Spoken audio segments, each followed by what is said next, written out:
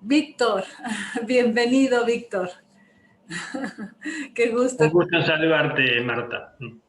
Me encantan los habladitos de toda América Latina aquí. Vamos a tener colombianos también en la tarde. Gracias, Víctor, por estar con nosotros, por haber aceptado esta invitación. Y si me permites, voy a hacer tu presentación en esas dos dimensiones que platicamos. La parte formal, importante de toda tu experiencia académica, laboral, y quizás la más importante, tu rostro humano, para que todos los que nos están escuchando y te van a escuchar puedan saber quién es Víctor en su corazón. ¿De acuerdo? Entonces, Con mucho gusto, Marta. Muchas gracias. ok. Entonces, Víctor Piccinini es un investigador del Centro Mundial de Estudios Humanistas y del Centro Humanista de la Ciudad de Buenos Aires, en Argentina. Él es fundador de Re1 Salud, que es una red humanista de noticias en salud. Ahí si nos puedes contar un poco todo esto que has fundado y que haces, Víctor, para que todos podamos conocer tu trayectoria. Y también él es fundador del arte de acompañar. O sea, Víctor fue uno de los primeros ponentes que yo contacté cuando supe que había un argentino experto en el arte de acompañar. Y como nuestro tema en el Congreso es acompañamiento emocional, entonces fue muy grato contactarte, Víctor, y que hayas aceptado. Así es de que hoy nos vas a compartir toda esta experiencia maravillosa que tienes en el campo de acompañar. Víctor, su rostro humano, su corazón, nos dice que nació en 1958 en Mar del Plata, una ciudad costera y de pescadores de Argentina. Desde pequeño intentó profundizar en diferentes caminos que lleven a superar el sufrimiento y la violencia en el ser humano y en la sociedad. Nos dice Víctor también que en 1979, siendo jovencito, comienza a participar en los grupos de estudio en torno a las enseñanzas filosóficas, sociales y espirituales de Silo. Si nos puedes contar un poquito de Silo, tu maestro, para poder entender esa influencia importante en tu vida. Él, Silo, conocido su enfoque como su filosofía como nuevo humanismo y humanismo universalista. Desde 1980, Víctor colaboró en la construcción del movimiento humanista en América Latina, en Europa y en África. Su aspiración profunda fue y es la irradiación de esta enseñanza que a su entender y experiencia ayuda a ser libre y feliz al ser humano. Ayuda a superar la violencia en todas sus formas, tanto en los individuos como en la sociedad humana. Humanizar la tierra es el lema que guía a Víctor. Así es de que ese es tu rostro humano, y si nos puedes contar un poquito más para conocerte sería maravilloso. Y el tema, lo que vamos a hablar más que nada en esta presentación es la parte de la conciencia, ¿no? Esta parte que has trabajado por tantos años, ¿no? Del trabajo de lo que es la conciencia y cómo en estos tiempos difíciles nos puedes ayudar a entender qué podemos hacer como seres humanos para vivirla mejor. Gracias, Víctor. Adelante. Muchas gracias, Marta. Muchas gracias a todos los organizadores del Congreso por permitirme compartir unos minutos y compartir algunas experiencias que me han sido muy significativas a lo largo de la vida y que tienen que ver con el tema del Congreso, con el tema del acompañamiento, las emociones, en estas épocas tan controvertidas, ¿no? Un poco escuchando a todos los exponentes maravillosos de esta mañana, escuchándola a Marta, al doctor Benito, a Pilar, a la doctora Ávila y a la doctora Jacob, me reflexionaba en torno a cómo desde distintos puntos de vista, con distintas experiencias vitales, pero con una misma aspiración interna, muchas personas decían cosas tan profundas desde distintos puntos de vista, ¿no? Entonces, un poco mi intención va a ser tal vez profundizar en algunos de los puntos que también desarrolló Marta y desarrolló todo el grupo de exponentes, intentando, más que profundizar en temas teóricos o en temas o explicaciones, compartirles un poco algunas herramientas que ojalá puedan quedar como motivo de reflexión para después del Congreso. Algunas herramientas prácticas, algunas herramientas y prácticas que en mi caso personal fueron muy útiles a lo largo de mi vida. Voy a ir compartiendo una pequeña presentación que nos va a servir como de guía, y si después hay preguntas, bueno, y podemos responderlas, ojalá con gusto compartiremos ese espacio.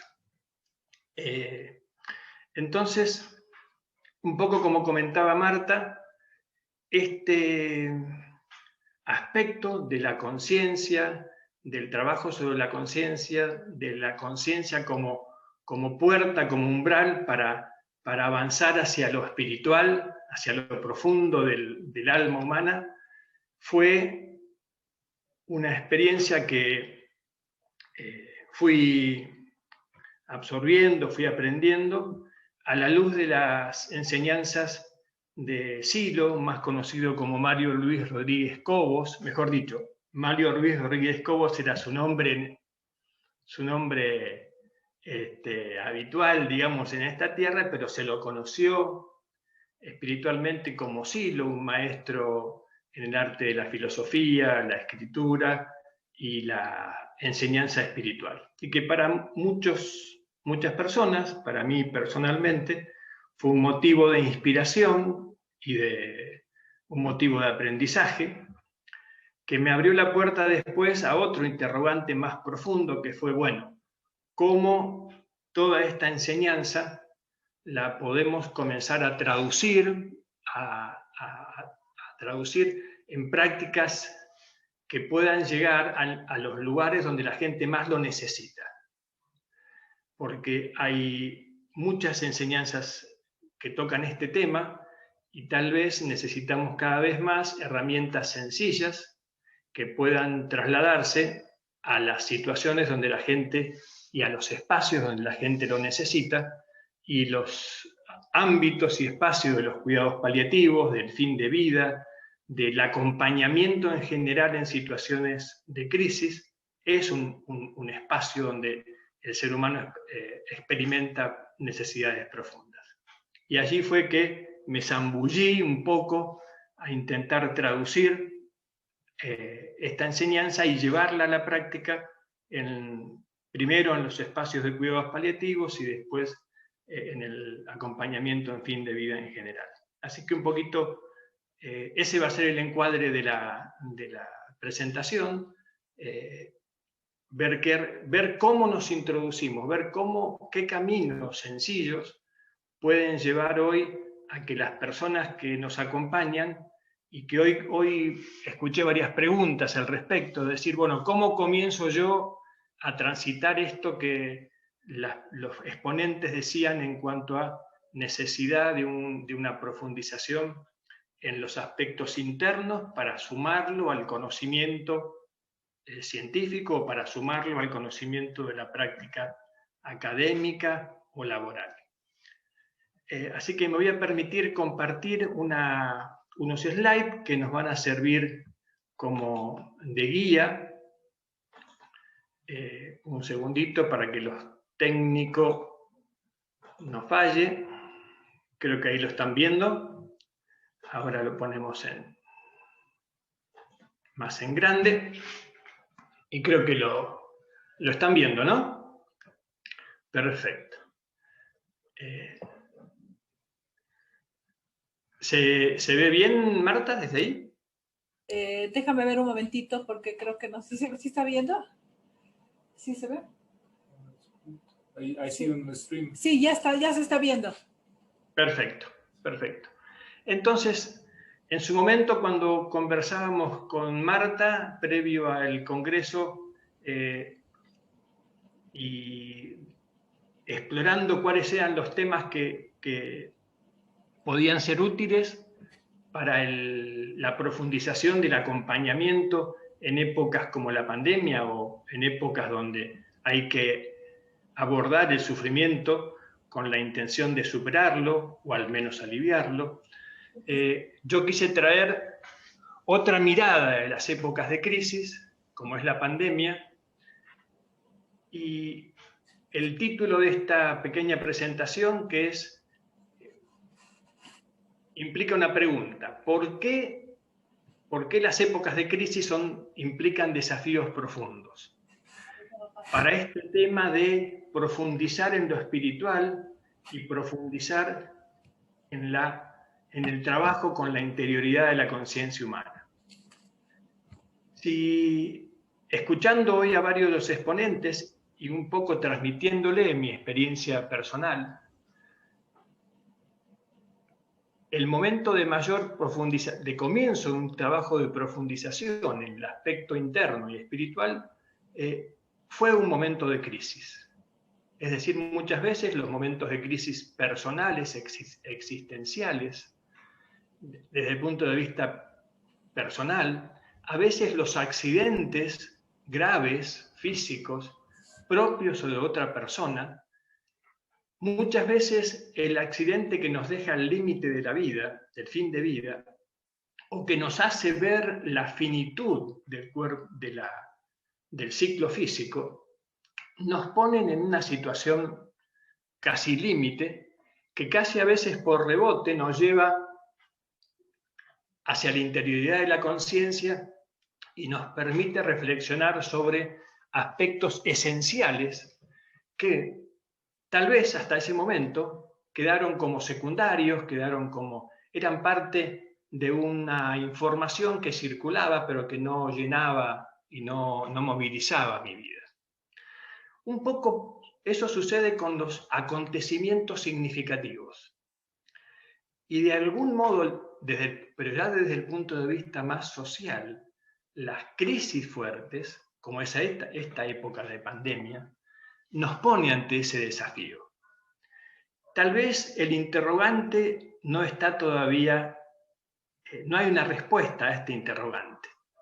¿Será posible que esta pandemia del COVID-19, que ha hecho temblar y que hace temblar al mundo, sea un momento como de bisagra para que la sociedad toda y cada uno de nosotros, en vez de seguir con esa aceleración externalizada en un mundo materialista que desoye de aquello que clama en el interior del alma humana, pueda ser escuchado y llevado a la interioridad de nosotros, ya sea como cambio radical en los modos de atención a las personas que sufren, y ya sea también como modo de dar un salto en mi conciencia personal para poder tomar contacto con algunas experiencias profundas, con experiencias espirituales profundas, que pueden transformar significativamente el modo de acompañar a otros, no solo en el fin de la vida física, sino también en los momentos significativos, como son la última etapa de la vejez o como son enfermedades como esta del COVID-19. Así que por eso yo quería poner énfasis en este título.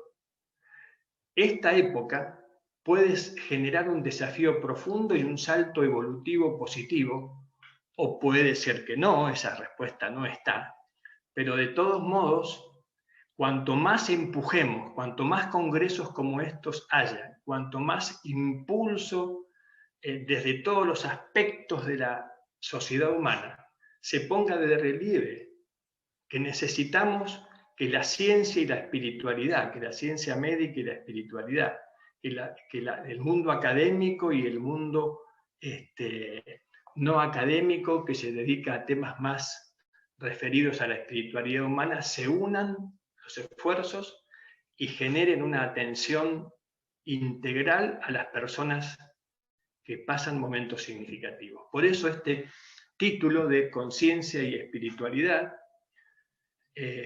como desafío profundo en este momento de crisis.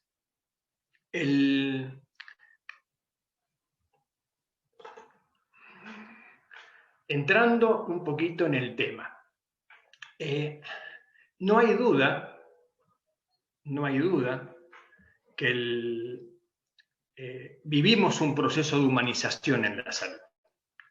Estos congresos, el impulso y el crecimiento de las unidades de cuidados paliativos en todo el mundo en los últimos 50, 60 años, el cada vez más clamor de muchos profesionales y de muchas personas inquietas por estos temas para que la atención a las personas sea integral,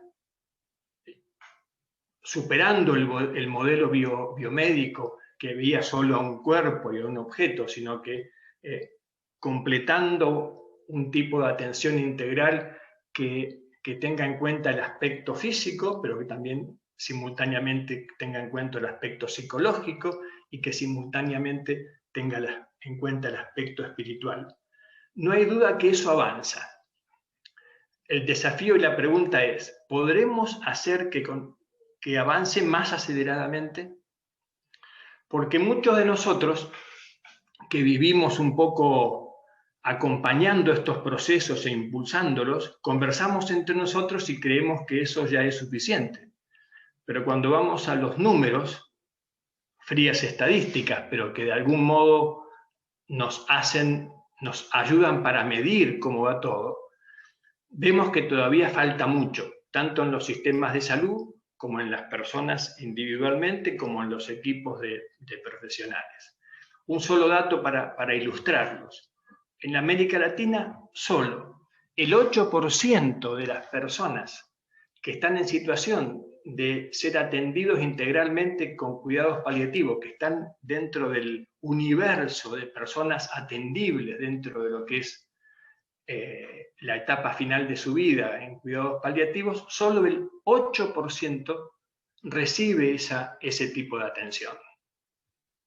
Reflexionen y fíjense que es menos de 1 de cada 10, es decir, de cada 10 personas que tendríamos que acompañarlos físicamente, emocionalmente, espiritualmente, solo una es acompañada de ese modo. Entonces, aunque el proceso de humanización avanza, muchos creemos que avanza todavía lentamente, y entonces un poco en ese lema que guía un poco mi interioridad, que decía Marta, que es humanizar la tierra. Personalmente, uno de los aspectos que llevarían a humanizar es que todos los sistemas de salud sean de algún modo tamizados por esta mirada humanista de atender a tres aspectos simultáneamente.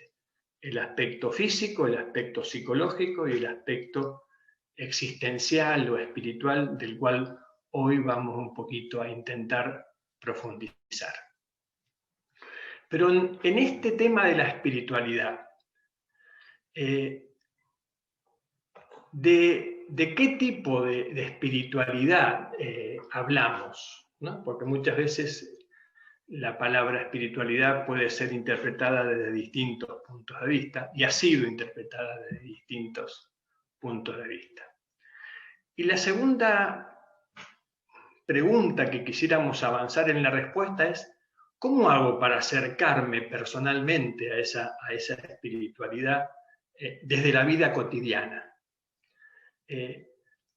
¿Cómo la propia conciencia, con sus mecanismos propios que nos permiten movernos en la vida cotidiana, cómo utilizando esos mecanismos psicológicos podemos acercarnos a una profundidad interna, personal, a la propia interioridad, que nos permita comenzar a hablar de espiritualidad?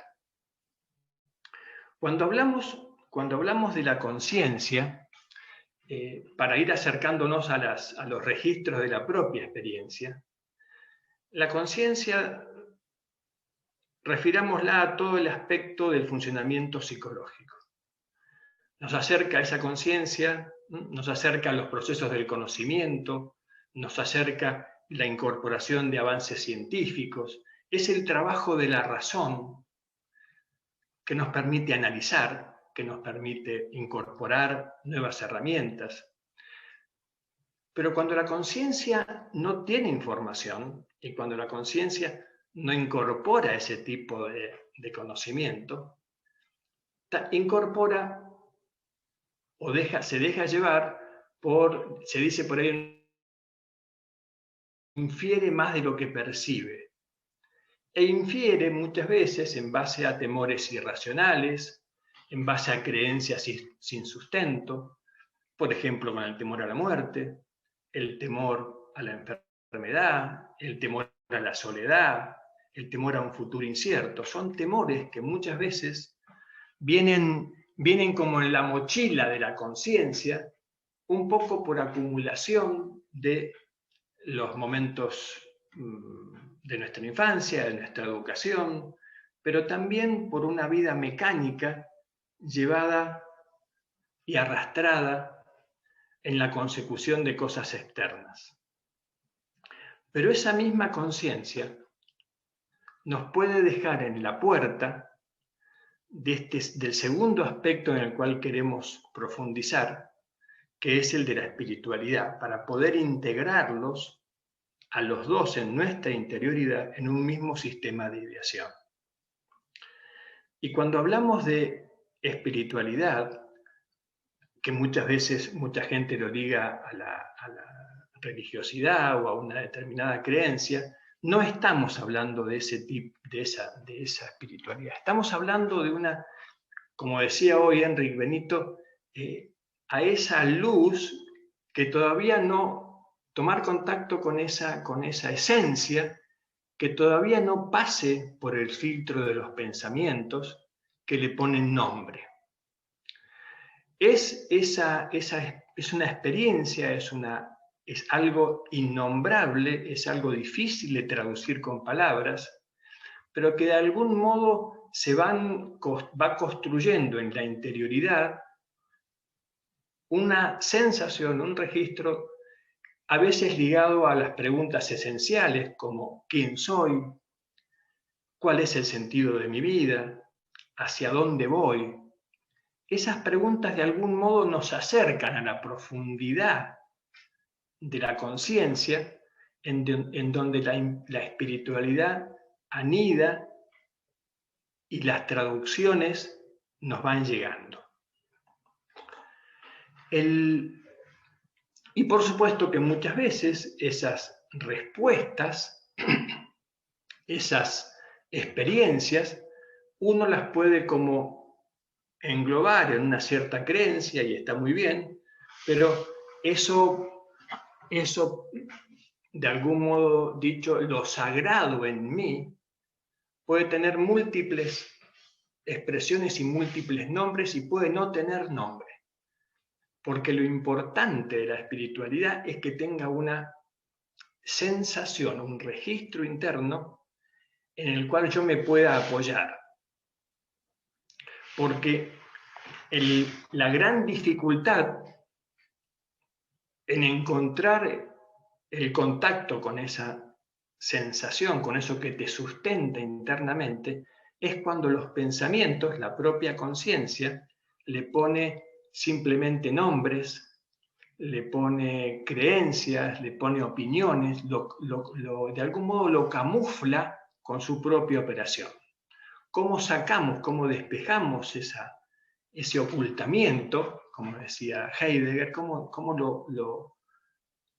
lo despejamos de todo eso que ha ido sumando los pensamientos y podemos tomar contacto con una sensación, una experiencia que de por sí a uno lo complete y paradójicamente a veces no le permita explicarlo porque no tiene nombre. Pero ¿qué importa aquello que le pongamos nombre si nos da alguna certeza para después salir al mundo? Entonces en este slide venimos poniendo cómo reconocer en uno mismo estos aspectos. ahí hablábamos de qué tipo de espiritualidad hablamos cuando nos referimos a los procesos de humanización. Esos errores que comentábamos, que son generalmente errores propios de querer explicar o de creer que con el pensamiento puedo atrapar registros y sensaciones cuya esencia justamente es que no tienen explicación. ¿Cómo puedo iniciar un proceso de contacto con esa espiritualidad? Y acá quiero hacer un pequeño desliz, es esto que se menciona como maduración espiritual o crecimiento espiritual o fortalecimiento espiritual. Es tremenda, es muy importante lo que se nota en cuidados paliativos y en acompañamiento en fin de vida, o en acompañamiento en general en cualquier situación significativa. Es muy importante la diferencia que se nota en la atención a la persona que está transitando ese momento de transición y a toda su familia, cuando los equipos de profesionales o cuando el profesional o el acompañante de algún modo está inmerso en un proceso de fortalecimiento espiritual o de maduración espiritual.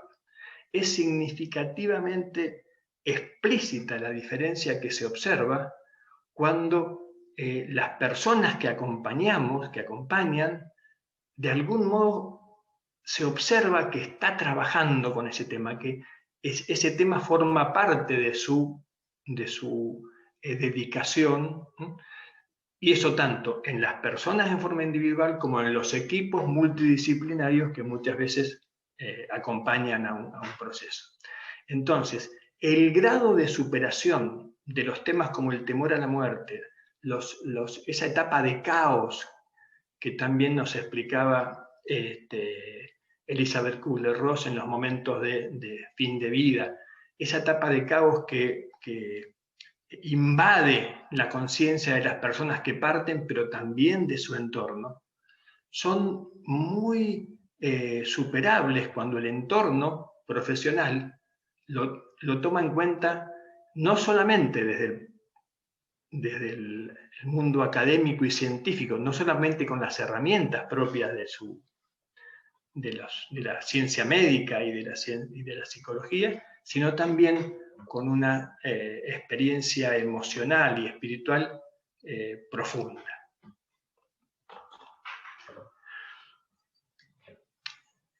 Y acá tenemos una paradoja.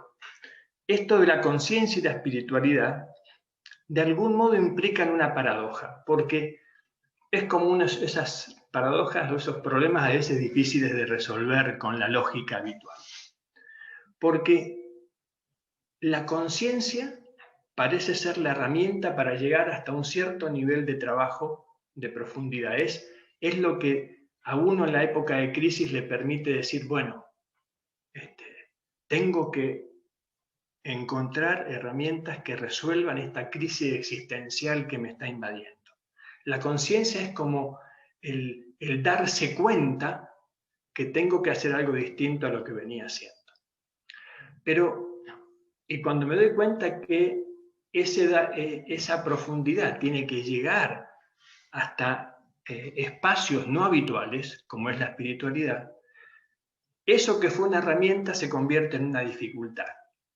Porque uno de los principales errores sobre el tema de la espiritualidad es cuando empezamos a creer que alcanza con hablar o alcanza con pensar en el tema de la espiritualidad y ponerlo con palabras rimbombantes o muy expresivas, cuando de lo que se trata es de experimentar la espiritualidad, sentir ese símbolo que lleva, me impactaba ese tema del corazón, porque de algún modo creo que simboliza, después me dirán Marta, simboliza esa experiencia de contacto con algo interno que se refleja en ese símbolo, pero ahí hay una experiencia.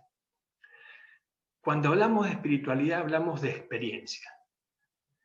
Y cuando comenzamos a pensar la espiritualidad o a hablar de la espiritualidad, ya estamos traduciendo una experiencia y ya es la conciencia la que invade, o el pensamiento el que invade el campo. Y si nos quedamos entonces es con la conciencia hasta un determinado espacio, y después tenemos que dejar que se fortalezcan las sensaciones.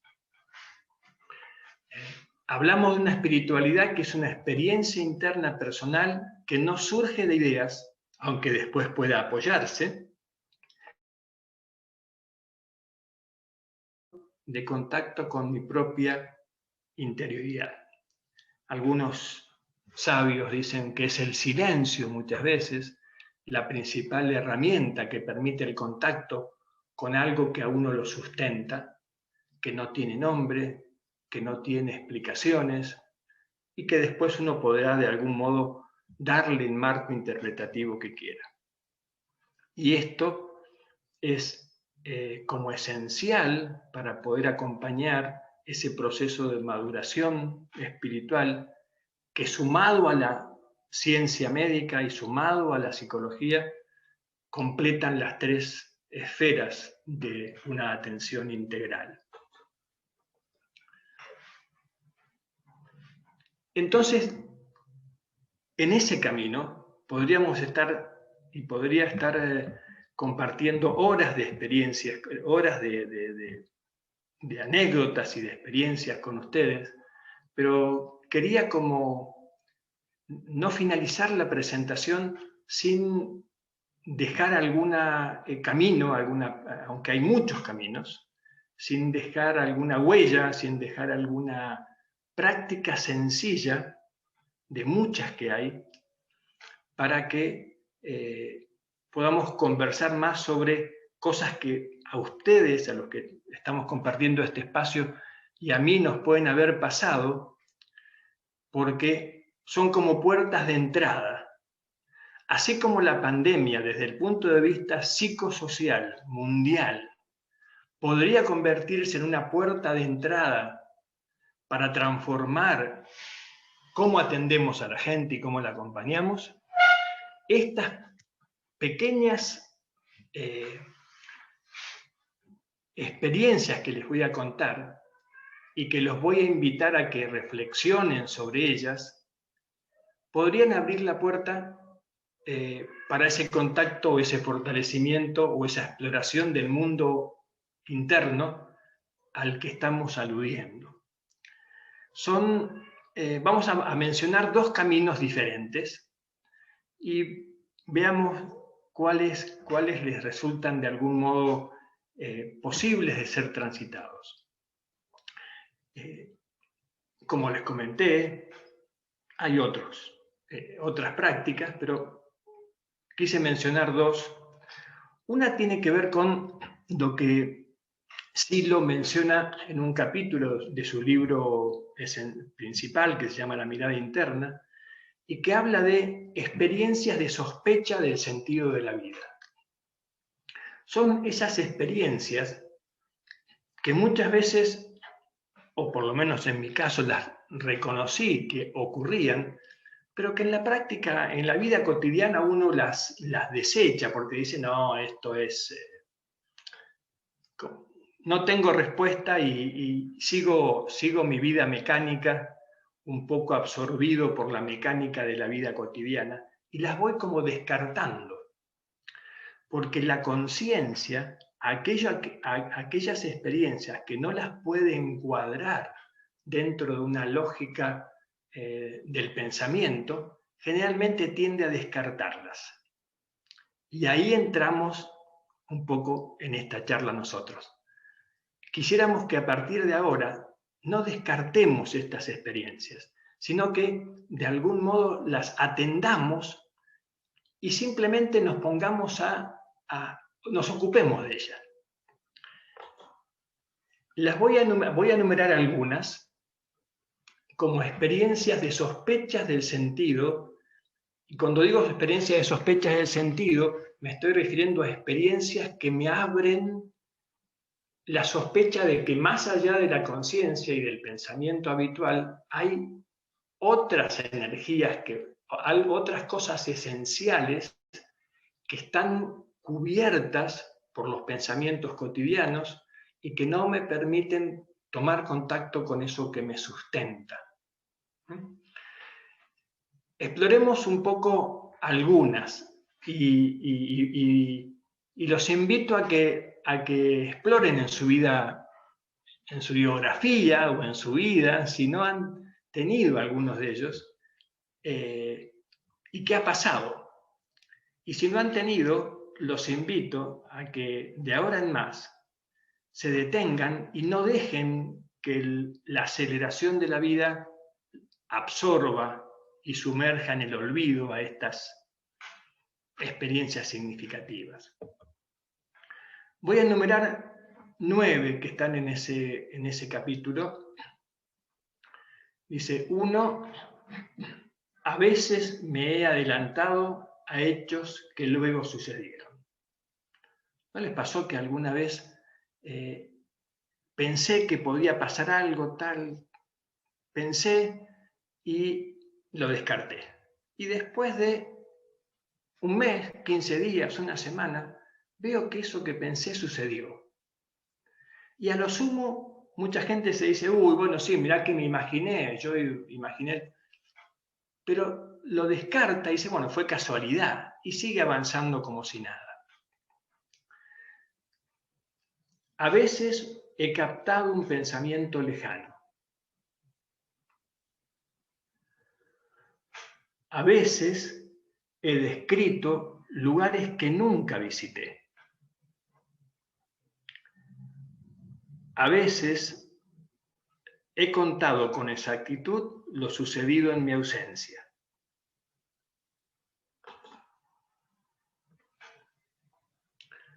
A veces una alegría inmensa me ha sobrecogido.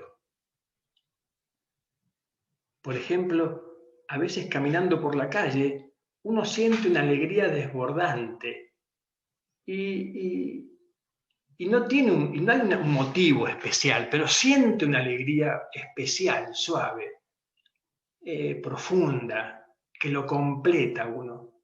Y después eso se diluye. No me pongo a pensar en eso. Otra experiencia. A veces una comprensión total me ha invadido. A veces una comunión perfecta con todo me ha extasiado. Por ejemplo, no sé, una puesta de sol. Veo la puesta de sol y quedo como flotando porque veo ese marco natural y no me pongo a pensar en el mar. Lo experimento. Es una experiencia que cubre toda mi estructura psicofísica, mis pensamientos, mis sentimientos, mi emoción y mi cuerpo están en ese estado como de éxtasis, como de comunión con la naturaleza, y pasa y se diluye. Y yo me olvido. A veces he roto mis ensueños y he visto la realidad de un modo nuevo. Y a veces he reconocido como visto nuevamente algo que veía por primera vez. Y todo ello me ha dado que pensar. Buena cuenta me doy que sin esas experiencias no podría haber salido del sinsentido. Este es el capítulo 5 del libro que les mencionaba y que a modo de pequeña síntesis de puertas de entrada que pasan desapercibidas para la conciencia, o la conciencia la experimenta, pero después no profundizamos en ellas. Bueno, lo que les propongo es que de ahora en más, cuando pase eso, intenten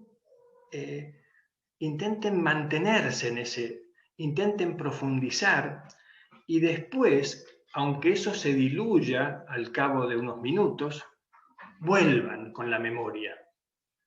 Es como si dijeras, intencionen a que la conciencia comience a profundizar ¿Cómo? Simplemente intentando evocar el registro, evocar la sensación y preguntarse qué significado tendrá, quién era, cómo me sentía yo en ese momento. Es como si como uno le diera volumen, digamos, le diera espacio a esas experiencias significativas que abren la puerta al mundo, a mundos más profundos, que están por detrás de los pensamientos, que están más profundos que el estado de conciencia habitual, que nos llevan a lo esencial, que nos da sustento, ¿no?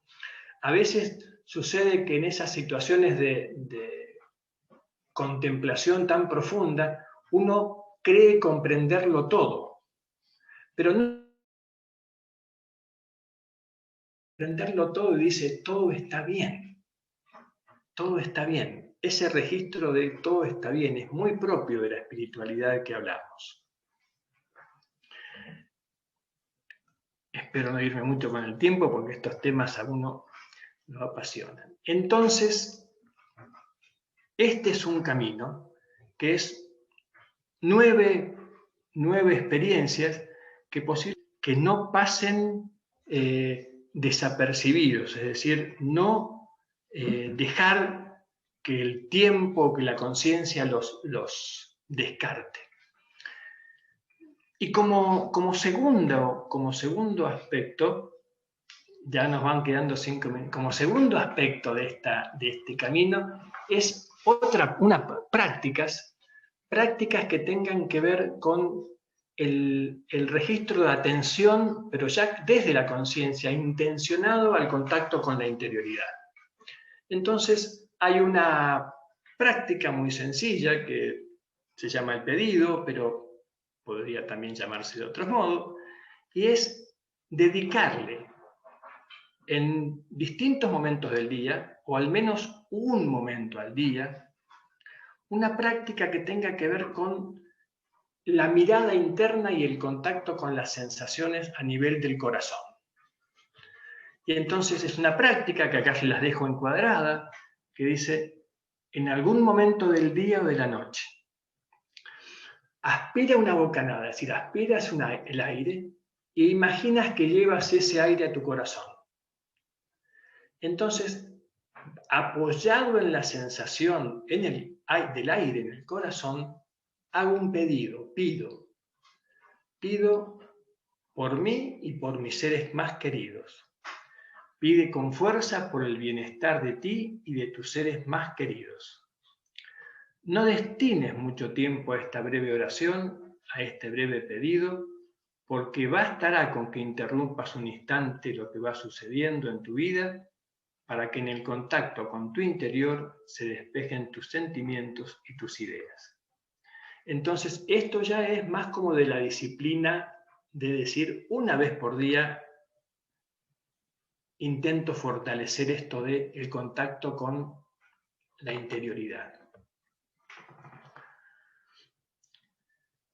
Y todas estas experiencias, de algún modo, nos van poniendo en contacto con esa espiritualidad de lo innombrable que tiene que ver con el sentido de la vida, con la trascendencia, con el anhelo inagotable de plenitud y contacto con lo profundo, ya que somos seres humanos y el ser humano es la primera especie que en su evolución y búsqueda se pregunta por su propia espiritualidad.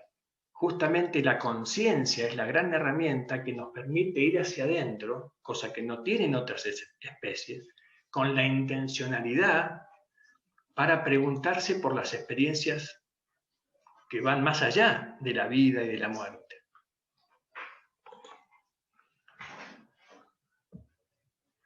Entonces, como síntesis, me parece significativamente importante el tema de poder incorporar estos temas que no sean con teoría.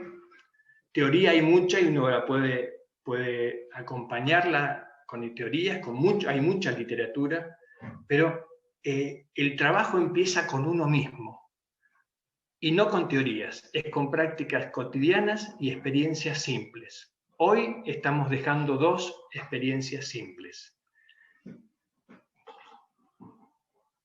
Porque esto de la espiritualidad tiene su secreto, y que es que no se basa en explicaciones, sino que se basa en la profundización en uno mismo.